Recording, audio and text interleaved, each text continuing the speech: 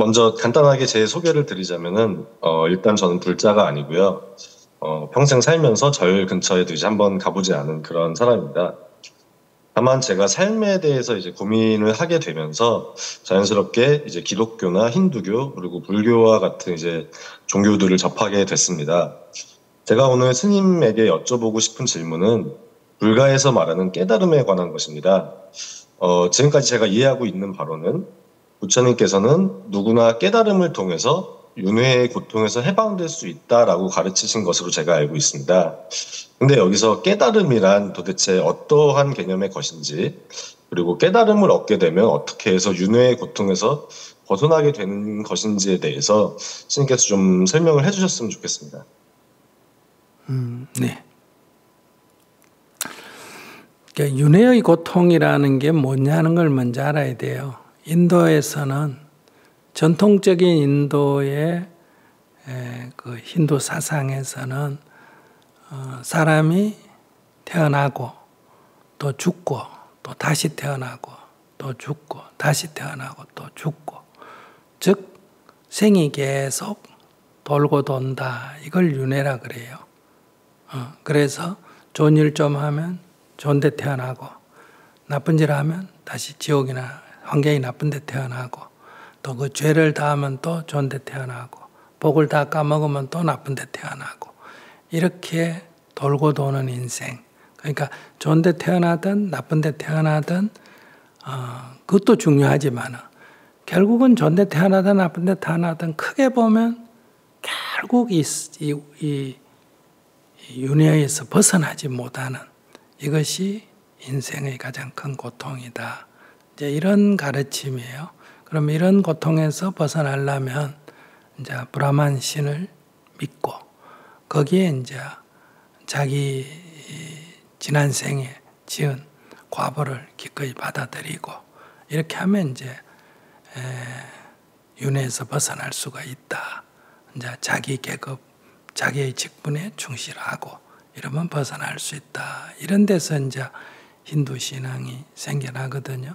거기는 이제 힌두라는 것은 한 가지 어떤 누군가 창시한 게 아니라 여러 민간 신앙들이 같이 결합된 거기 때문에 뿌자를 지내면 업이 녹는다든지 강가강에 모욕하면 업이 소멸된다든지 여러 이제 다신교니까 여러 이제 그런 가르침이 있다는 거죠. 그리고 이제 좀 철학적으로 이제 이거를 연구한 게 이제 우파니사드 철학인데, 하늘에는 이제 브라만이라는 신이 있다. 창조 신이 있는데 그 신은 항상 하신다. 항상 한다. 그리고 그 신은 즐거움이다. 그 신은 진정한 나다. 그것은 성스러움이다. 이 네 가지를 상락아정이라 그래요. 항상 하고 즐거움이고 그것이 진정한 나고 그것이 성스럽다 하는 네 가지 성질을 가지고 있다, 이런 얘기예요. 그런데 나에게도 아타만이라는 게 있다. 신의 분신인 아타만이라는 게 있고, 이 아타만을 내가 제대로 발견하게 되면 신과 똑같이 된다. 나도 상락아정이 된다. 이래서 브라만과 아타만이 둘이 아닌 하나가 된다. 이럴 때 우리는 해탈한다. 윤회에서 벗어난다. 어쨌든 제가 정확하게 그걸 길게 설명하지만 대충 이런 이제 철학관을 가지고 있는 거예요. 그런데 부처님께서는 이런 믿음의 브라만 사상과 그런 철학을 어릴 때 청년 때 다 공부를 했습니다. 그런데 이 세상의 일을 보면 그런 믿음이 이 세상의 인간의 고통이 해결이 안 돼요. 사람이 믿고 부자를 지내고 이러면 고통에서 벗어난다는데 당시에 끊임없이 전쟁이 일어나고 빈부격차는 심하고 계급차별은 심하고 성차별은 심하고 이러는데, 그렇게 사람들이 기도하고 제사를 지내고 하는데도 왜 저 인간의 수많은 무참한 학살, 질병, 굶어 죽음, 차별, 학대 저런 게 왜 해결이 안 될까? 이런 늘 의문이 있었다는 거예요. 그리고 또 수많은 깨달은 자들이 있어도 이런 인간의 고통이 해결이 안 되는 이제 그런 데서 왜 인간은 괴로울까? 이런 것을 탐구했다는 거죠. 만약에 내가 먹을 게 없고 입을 게 없고 잘 게 없고 부족한 게 많으면 나도 하나님, 부처님 나 좀 도와주세요 이렇게 되겠는데 그는 왕자로 태어났고 먹고 자고 입고 생활하는데 아무 불편이 없는 사람이었어요. 그렇다고 그러면 세상 사람이 볼 때는 저 사람 무슨 괴로울 일이 있노 할 만큼 부러운 존재지만은 자신이 다른 사람보다 고뇌가 적다고 말할 수 없는 많은 고뇌를 가지고 있었다는 거예요. 그렇기 때문에 그는 어디 가서 빌기보다는 왜 괴로울까 사람은? 왜 이런 고통을 겪고 살까? 이런 걸 자꾸 탐구하고 연구하는 쪽으로 나아가게 됐다. 그렇게 자꾸 탐구하고 연구하다 보니까 기존에 있는 브라만 사상에서는 모순이만 있는데 그 가르침하고 이 모순이만 있는데 그 당시에 신흥사상가들이라고 하는 출가 사문들이 있었는데 그 사람들의 얘기는 상당히 일리가 있다고 생각이 들었어요. 그래서 부처님도 전통사상에서 벗어나서 신흥사상가의 대열에 합류를 했다. 자기가 처음부터 깨달아가지고 뭐 이게 길이 진리다 이렇게 주장하신 분이 아니고 본인도 그들에 따라가 그 길을 갔어. 그래서 왕위를 버리고 출가를 하고 가족을 버리고 출가를 해서 그들의 가르침을 따라 정진을 했다 이 말이에요. 6년이나. 그런데 이제 주로 이 우리의 괴로움은 원하는 게 이루어지지 않아서 괴로우니까 이것 좀 도와주세요 하고 주로 비는 그래서 자기의 바람이 성취됐을 때 얻는 그 만족감으로 즐거움을 얻는데 이 신흥사상가들이 주장한 이 바람이 욕망이 모든 인간의 고통이다. 그렇기 때문에 욕망을 실을 말려버려야 된다. 이렇게 고행주의를 걸었단 말이에요. 그런데 부처님도 여러 얘기를 들어보니까 본인도 그게 더 합리적이라고 생각을 한 거예요. 그래서 극단적인 고행을 그들을 따라 그들보다 더하게 고행을 해본 거예요.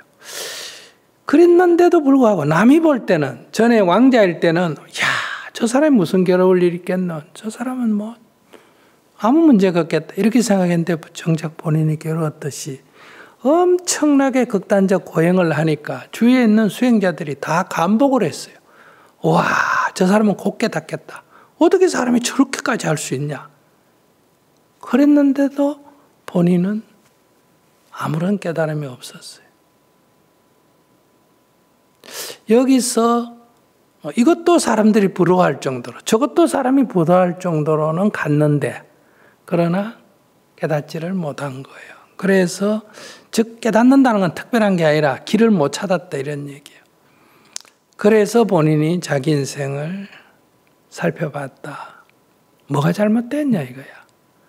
그러니까 새 속에 있을 때는 욕망을 따라갔다 이거야. 욕망을 충족해서 그 만족감으로 즐거움을 얻는 쪽으로 갔다 이거예요. 출가에서는 욕망을 억제하는 거로 갔다 이거예요. 그래서 그것도 극단적으로까지 가봤다.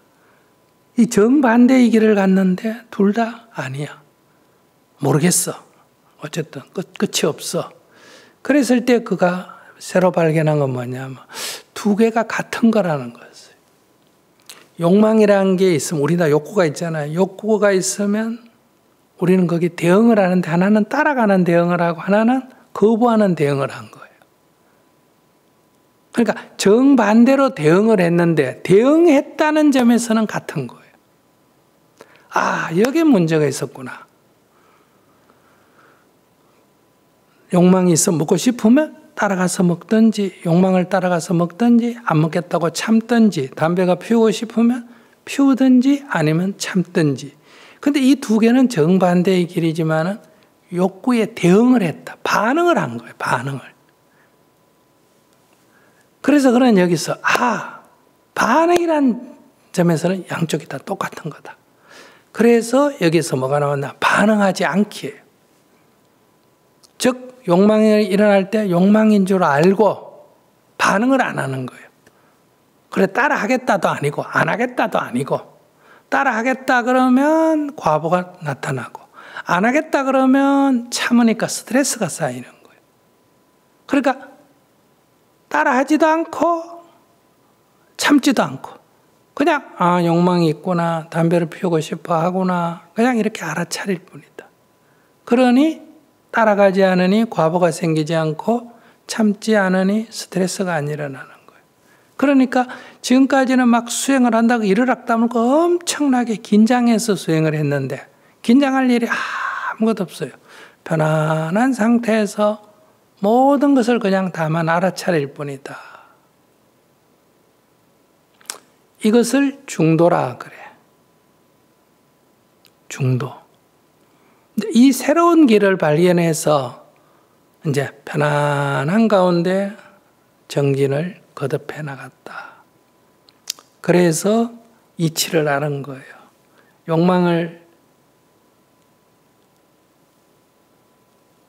욕망이 일어나고 욕망이 충족되면 즐거움이 생기고 욕망이 충족이 안 되면 괴로움이 생기고 충족이 되면 즐거움이 생기는데 다시 욕망이 커지고 그 다음에 또 충족이 안 되면 또 괴로움이 생기고, 그러니까 고가 있으면 락이 있고 락이 있으면 고가 있다.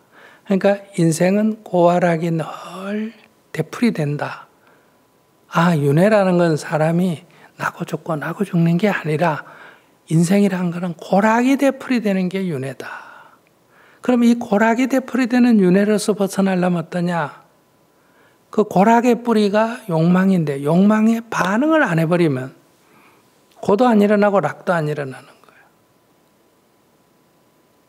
이것이 해탈이다 하는 새로운 길을 발견하고 그 길을 따라 정진해서 마침내 욕망으로부터 자유로워진 경지, 즉 두려움도 없고 괴로움도 없는 경지에 이르렀다. 자기가 이르러서 보니까 이 어려운 길이 아니었어요. 길이 몰라가지고 이래 돼보고 저래 돼보고 헤맸는데 이것은 쉬운 길이에요.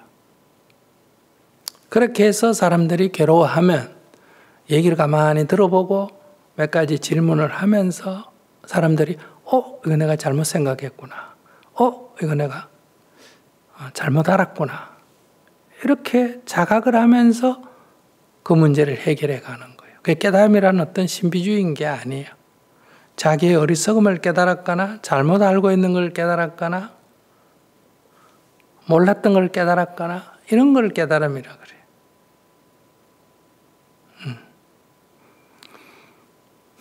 그래서 이제 괴로움에서 벗어나는 길은 어디 가서 빌었어. 누구로부터 뭘 얻어서 이 괴로움을 해결하는 게 아니라 나의 어리석음, 나의 무지를 깨치면 이 괴로움에서 벗어날 수가 있다. 그러니까 누구나 다 가능하다. 주의의 고하를 막론하고 재물의 고하와 지식의 고하, 남성별에 관계없이 다 가능하다. 이렇게 해서 새로운 길을 열었다. 이렇게 말씀드릴 수 있겠습니다.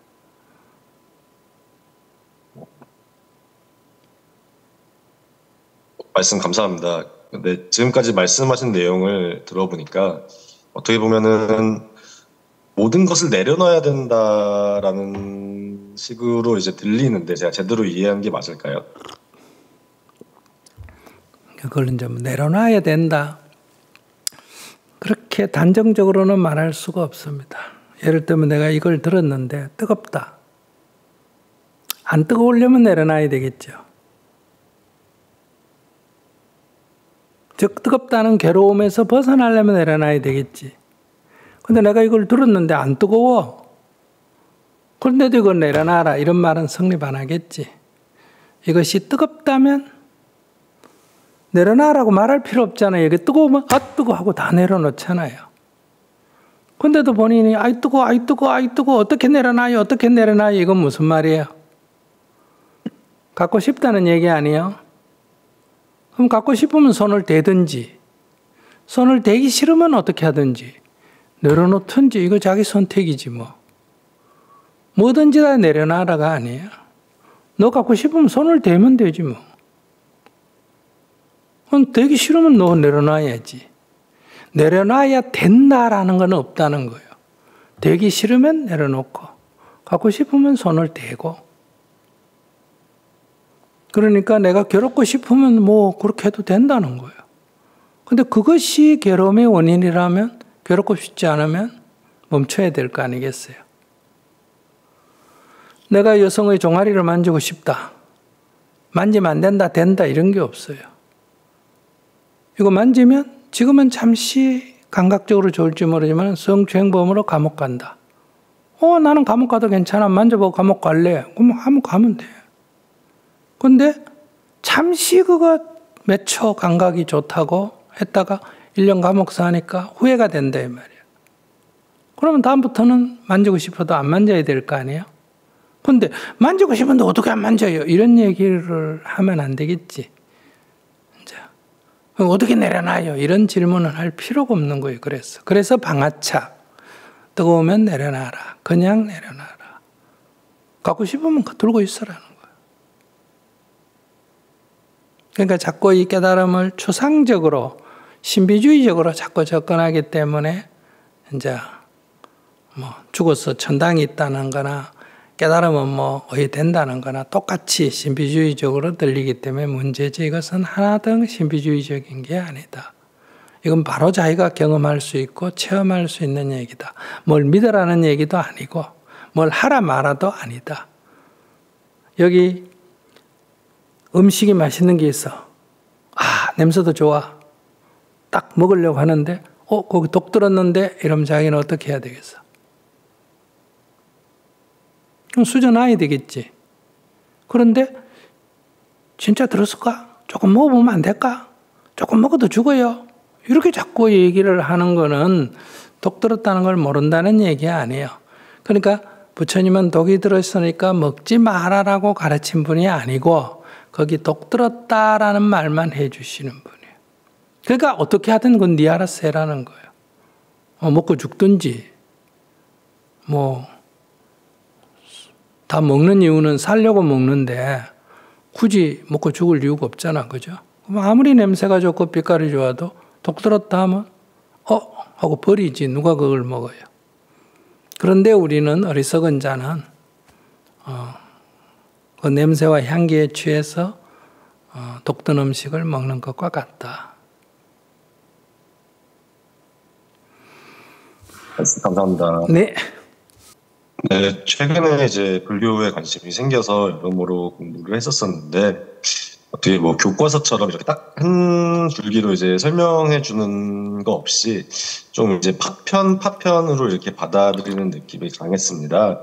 그래가지고 오늘 스님께 한번 질문하고 싶다라는 생각을 해서 신청하게 됐는데 받아들여 주셔서 너무 감사하고 또 정말 일목요연하게 저같이 이제 무지한 사람들이 쉽게 이해할 수 있게 도와주셔서 너무나 감사합니다. 감사합니다. 네, 관심 있으면 이번에 불교대학 할 때 한번 신청해서 한 5개월 해보면 이런 거구나. 그래서 들어보고 마음에 들면 해보고 경험이 되고 내가 체험할 수 있으면 하고 해보니까 이거 안 돼. 이러면 그만두면 돼요. 여기는 믿으면 돈 준다, 복 준다, 다음 생에 좋게 태어난다 이런 얘기는 없어요. 자기가 좋은 일 해야 다음 생이 있으면 좋은 데 가지. 나쁜 짓 해놓고 다음 생에 좋은 데 나간다면 그게 바보 같은 짓 아니에요? 그렇죠. 그게 다 어리석은 짓이에요. 욕심 때문에 나쁜 짓을 해놓고 나쁜 과보는 안 받고 좋은 일은 하기 싫고 좋은 데는 가고 싶고 그러니까 이런 잘못된 생각을 고쳐야 우리가 진리의 눈을 뜰 수 있지. 잘못된 것을 가지고 자꾸 자기 합리화를 하면 어리석음에 계속 빠져들게 됩니다.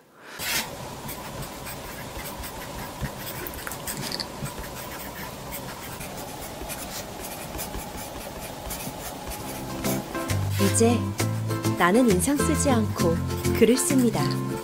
지금 이대로 좋다. 나의 첫 필사노트.